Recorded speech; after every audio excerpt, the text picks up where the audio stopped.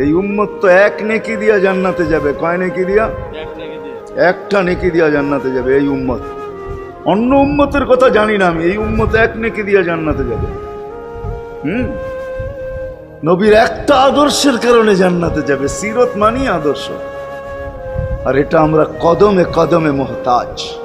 কেননা এই ছোট জীবনটা যদি গ্রহণযোগ্যতা পর্যন্ত পৌঁছাইতে হয় আল্লাহর কাছে, চাই নারী হই, চাই যুবক হই, চাই বৃদ্ধ হই, যেই মানুষই হই না কেন, যেখানেরই হই না কেন, যেই বাসারই হই না কেন, যেই বর্ণেরই হই না কেন, যেই পেশারই হই না কেন, যেই সোসাইটিরই হই না কেন, এই জীবনটাকে যদি গ্রহণযোগ্যতা পর্যন্ত পৌঁছাইতে হয় কার কাছে? দুনিয়াওয়ালাদের কাছে না, মালিকের কাছে, যিনি এক ফোঁটা পানির থেকে অস্তিত্ব দিছেন, যার কাছে আবার আমাদেরকে ফিরা যেতে হবে।